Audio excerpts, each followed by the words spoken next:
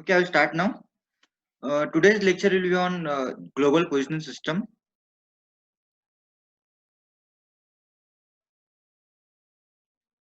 So just overview of global positioning system. Earlier days, we used to navigate by using stars, and it was widely used in for centuries. Then later, in 1973, USA has developed USA Department of Defense has developed the navigation system that was called as NavStar. You can see here NavStar. You can see this NavStar. So earlier GPS used to call as a NavStar. NavStar is navigation system with time and ranging global position system. And from 1973 they launched the satellites, and it became fully operational in 1995. And now there are more than 30 GPS satellites in medium of Earth orbit, which is revolving around the Earth. The height from the surface of the earth is around 20 kilometers to 36,000 kilometers, and it completes one orbit. Each satellite complete one orbit. It takes time around 11 hours 58 minutes, that is around 12 hours.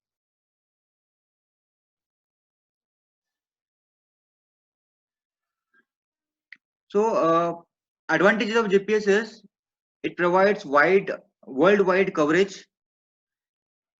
It gives latitude, longitude, height and speed. GPS measurement do not require intervisibility between 2 points. That means if in between there is a cloud, doesn't make any change. It gives the accurate location, that is latitude, longitude and height and speed. Centimeter difference accuracy possible in seconds. Within a second it can give you the centimeter accuracy, precise location. So then what is GPS?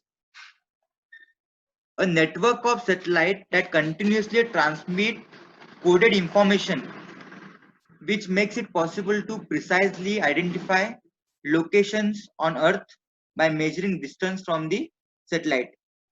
In common language, it can be we can define as it is space-based navigation system which provides location and time information in all weathers. So it gives the precise location and time in all weathers, whether it is rainy season, summer season, winter season, doesn't matter. And it is freely available to or accessible by anyone with GPS receiver. So whoever want to use the GPS system, they should have GPS receiver. Like we have mobile, in that we have GPS receiver. So there are three components of GPS, that is space segments, ground segments and user segment. So space segments are nothing but satellites which are launched by NavStar, and which is around 20,000 kilometer from the surface of the Earth. And then we have control segment. In that we have master stations and monitoring stations. And third one is user segment. So one by one we'll discuss. So first one is space segments. Uh, Space segments are nothing but satellites. That is, it is combination of satellite is called as GPS constellations, and it is powered by solar panels. Uh, there will be solar panels to the satellites, which allows, the satellite will work on solar energy, and each satellite will orient themselves like solar panels will orient towards the sun, and antennas of the satellite orient towards the Earth. And satellite orbits are designed, the satellites which are revolving around the Earth are designed in such a way that at least six satellites are always within a line of sight from any location of the Earth. Suppose if you are standing in a particular point, from that point, at least six satellites will be visible.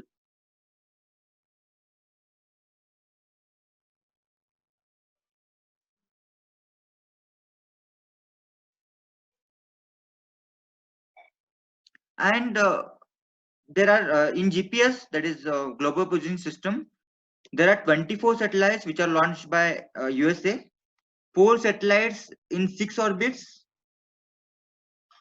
uh, planes inclined that are, it makes 55 degrees to the ground, and the height of the satellites, each satellite is 20,200 kilometers above the Earth.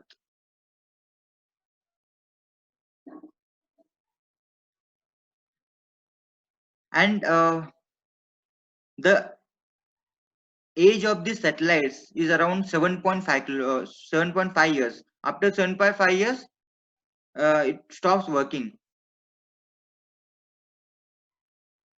Then control segments, second one is control segments. So another thing about space segment I forgot to tell you about.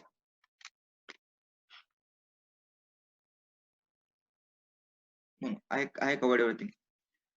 So second one is control segment. In control segment, there are two things, two stations will be there. That is master control stations. Master control station, it is responsible for overall management of remote monitoring and transmission sites. So it monitors all the stations, monitoring stations. You can see second one is 5 monitoring stations. The master control station will monitor this all 5 stations.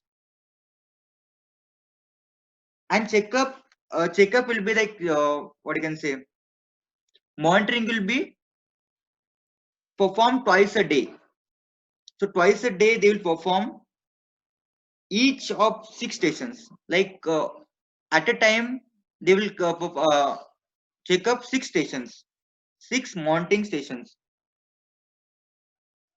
As the satellite complete their orbit, like whether the satellites are completing their orbit or all the things which are related to GPS satellites, which have been monitored by 5 monitoring stations, will be checked up by control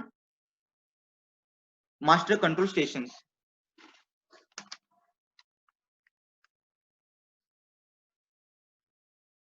And it is located in Falcon Air Force Base. The station, that is master control station, later I will show you the map. It is located at Falcon Air Force Base in Colorado Springs, that is in USA. Then we'll see the mounting stations. This mounting, there are 5 mounting stations in world. This checks the exact altitude, position, speed, and overall health of the orbiting satellites. Whichever satellites are orbiting around the Earth, these monitoring stations will check their position, speed, and overall health.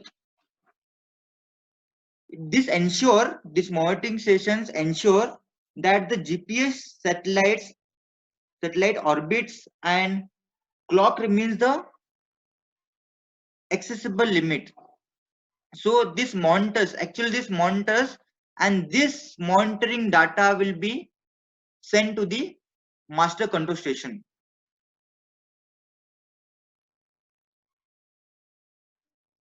And this each monitoring station can track up to 11 satellites at a time.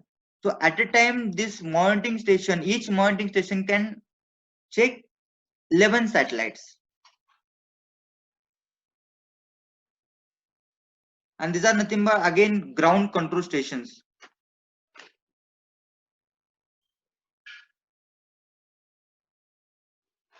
So this is the map of control segments or control stations. So this blue one, that is I told you about Falcon Air Force Base, which is in USA. This is called as master control station. And as I told you, 5 monitoring station with antennas will be there. So Hawaii and this 5 station will be there, monitoring stations which monitors the satellites which is revolving around the Earth.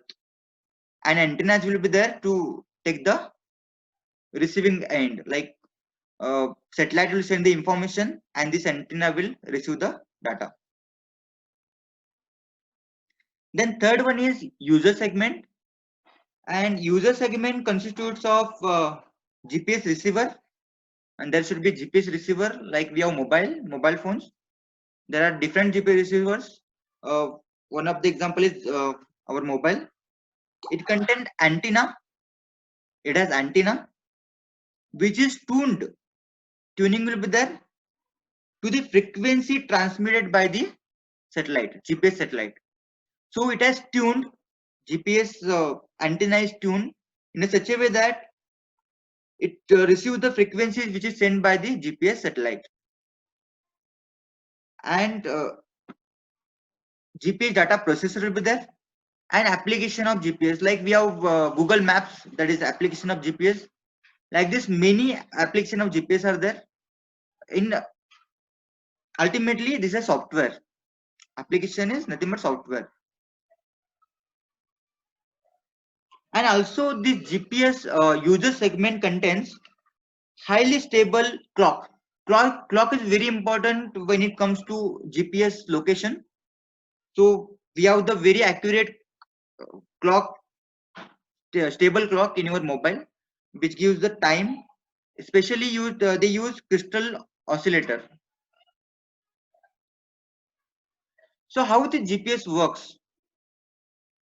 There are 5 easy steps I can say. GPS is ranging system, that is triangulation system. It is there. So if you want to go through the triangulation system, Google it.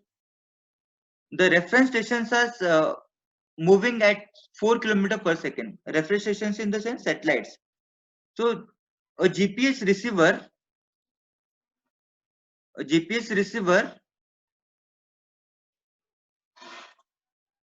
that is user. GPS receiver is nothing but user, that may be mobile, detects one way ranging signals from the several satellites. What is one way ranging system? I will tell you next slide. Each transition is time tagged. The satellite which is sending the signals, it contains time tagged. It contains time. Each transition contains the satellite position. It also contains satellite position, at what position the satellite is. The time of arrival is compared to the time of transmission. So satellite will transmit the signals and it will arrive to the receiver end, that is our GPS receiver. The time of arrival is compared to the time of transmission. The time which is transmitted from the satellite and time of arrival is compared. The delta t, what is delta t? I will tell you later. Delta t is multiplied by the speed of light to obtain the range. So delta t is multiplied by the speed of light. Okay, and each range puts the user on a sphere about the satellite. So you must have seen when you go to the Google map, when you start the location search, there will be circles. So the circle will be reduced. So in that, in other words, you can see each satellite range will put in the circle or sphere, and multiple spheres will intersect at the particular point that will yield the user position. So next slide you can see here. So this is called as one way ranging. Range is nothing but time taken by the satellite to transmit the signal from satellite to the receiver, that is GPS receiver, into speed of light, that is range. So how it works, you can see diagrammatically we have shown. First satellite will send the signal, that is one range puts user on the spheric face of the cone. So first cone will be there, which is sent by the first satellite, intersect with a second range, restricts user to the circular arc. So in between two spheres, wherever there is a intersection, in that position there will be user, but this will not give the accurate position. Third, you can see third range contains user one of the two position. So ultimately I'll show you the top overview. You can see here. So you can see first satellite will give the sphere like this, second satellite will give the sphere like this, and will be, our location will be within this intersection. And again third satellite will give the create a sphere, and fourth satellite will create a sphere. So at least 4 satellites are required to give the accurate position of the user. So this you can see how it works. So all the satellites will give the range, and it will be put into the sphere, and all spheres will intersect at the particular point, and that point gives you the accurate location of the user. So this is the ideal geometrical position of the satellite. If you are at the center, here, one satellite should be at the top, one satellite should be at the north and west quadrant, one satellite should be at the east, and one satellite should be at the west and southwest quadrant. So this is the ideal position if you want to get accurate position of yours. Even you can see poor satellite geometry. In this case, you can see too many satellites are there, more than 4 are there, but they are concentrating at particular point. This geometry of satellite will not give the accurate position of the user. So this is the ideal condition, and this is poor condition, even though the satellites are more. So this is about GPS and other satellite. GPS, you can see this, I told you about, it is monitored by, or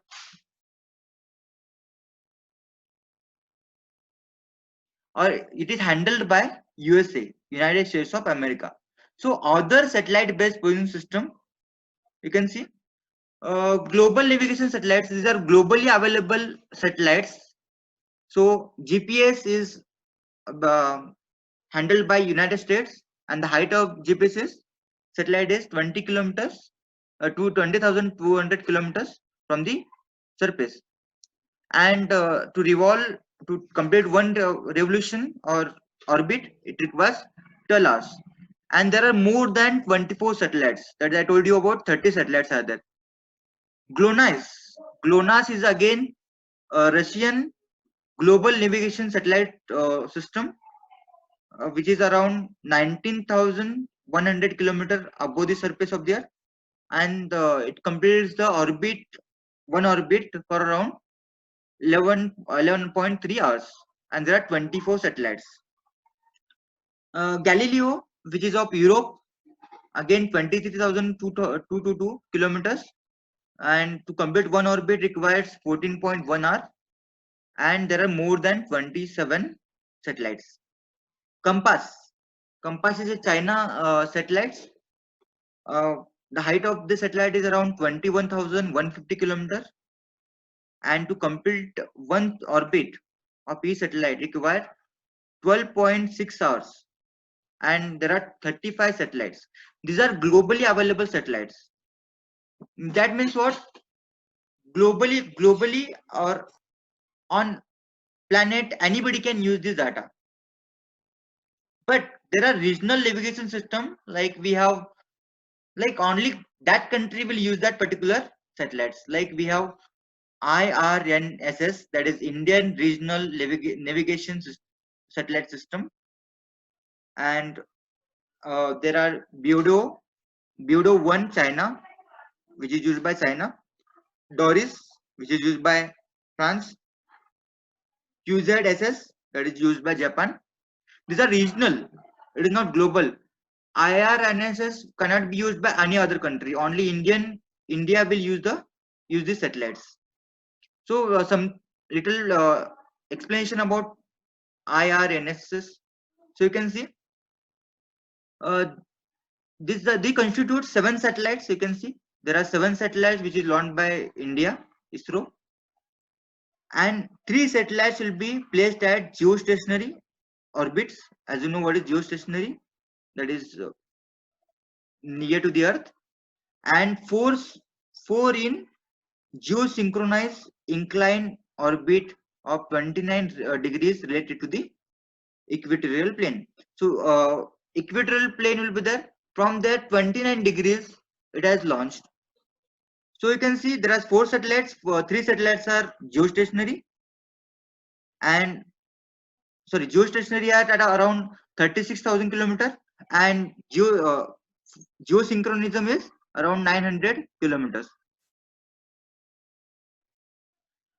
So such an arrangement, why does arrangement is there 4 satellites geostationary and 3 satellites geostationary and 4 satellites geosynchronism? Because such arrangement would mean all the 7 satellites would have continuously radio visibility within Indian control stations. So control station will be there, always there will be visibility between satellite and control stations. That gives the accurate position of the user. So application of remote sensing. So there are many applications, as you know. Nowadays, many companies are using GPS. Yeah, we are using GPS for our navigation purpose. Aviation, that is, aeroplanes are using for navigation of planes, aviation purpose. Then railways are using power grid station inference, like where the power stations are there. Personal navigation, that is our mobile, and in uh, vehicles we have GPS navigation system. Tracking and shipping, obviously trucks and all those navigations. They are using for transportation, in general transportation. They are using GPS. Surveying, that is mostly used nowadays. They are using for surveying, survey the land. They are using for agriculture. If you are large field, agricultural field, in that case you can accurately find out the uh, diseased crop with the help of GPS. So you can't roam every time whole field. In that case, we send the drone, which inbuilt with GPS. It tracks the diseases, and that diseases can be treated very easily and fast. Uh,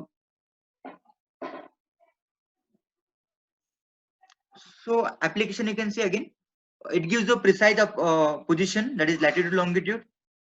It gives the navigation or route navigation. Obviously, you know, if you want to go somewhere, we go for Google.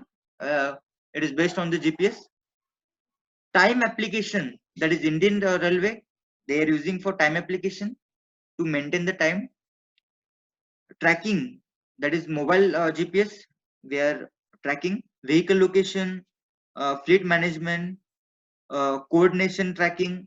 So what is where, for that we are using, suppose if you are tracking some location, suppose just we have to give the name of that location, that will give the coordinate tracking.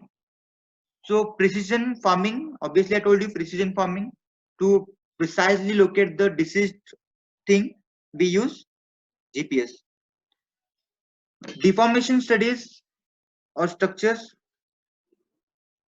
that is geological use.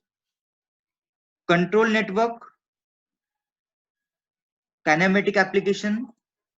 So in transportation in general, we can see one, two, three examples are given here. School bus tracking, so that it enables the school officials to continuously know the location of all the buses. Routes then more effectively monitor speedily and cut cost. GPS equipped bus routes. Nowadays, government buses are also have GPS equipped GPS receiver, and also we have all the VRL, all those things, they are using GPS for tracking the bus or routes, you can say. GPS equipped taxis like Ola is there. All the GPS equipped taxis, big companies are there. They are using GPS for tracking the cabs.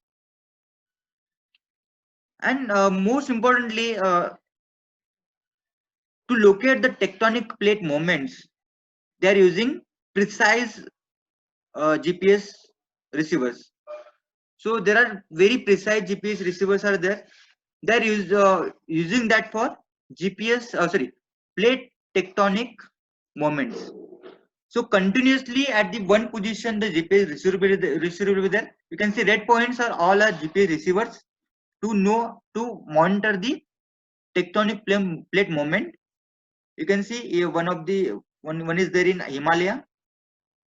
So it will monitor the speed and also the direction of plate movement.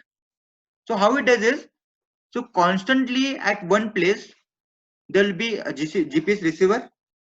That GPS receiver will be constantly taking the range from the satellite. So over a time, the receiver will be having some change in position, that is latitude longitude. On that basis, we can easily see in which side and what is the speed of plate tectonic plate movement. Nowadays, with the help of GPS and GIS is software, as you know. With the help of example of GIS is, or we can see Google Maps, GIS and GPS. It is used for blind people, so it will continuously give the direction for the blind people. Also, uh, it gives the precise location of that blind people.